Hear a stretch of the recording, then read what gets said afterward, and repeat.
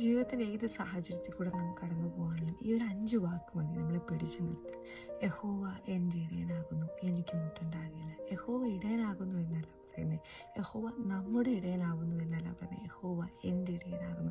അതൊരു പേഴ്സണൽ കൺഫർമേഷനാണ്. ഇതിൻ്റെ പല ട്രാൻസ്ലേഷൻ നാം നോക്കുകയാണെങ്കിൽ ഇത് പറഞ്ഞു തന്നെ യഹോവ എൻ്റെ ഇടയനാകുന്നു. ഇംഗ്ലീഷിൽ I have what I need. ദൈവം നിങ്ങളുടെ ജീവിതത്തിൻ്റെ ഏത് സാഹചര്യത്തിൽ കൂടെ നാം പോകുമ്പോൾ ചിലപ്പോൾ ദൈവം ഇതിലൂടെ എങ്ങനെ പോകണമെന്ന് എനിക്കറിയത്തില്ല. പല കാര്യങ്ങളും പല ചിന്തകളും അല്ലെങ്കിൽ പല പ്രശ്നങ്ങളും ഒരു നെടുവീർപ്പിൽ മാത്രം ഒതുക്കി തീർക്കുന്നവരാണ് നമ്മൾ. പക്ഷേ ആ നെടുവീർപ്പ് പോലും എന്തിനാണ്, ഏത് കാര്യത്തിന് വേണ്ടിയാണെന്ന് മറ്റാർക്കും അറിയത്തില്ല. അത് ഏറ്റവും അധികമായി അറിയുന്ന ഒരു ഇടയൻ നമ്മുടെ കൂടെയുണ്ട്. പല ട്രാൻസ്ലേഷൻ നോക്കുമ്പോൾ അതിനകത്ത് പറഞ്ഞ I have what I need.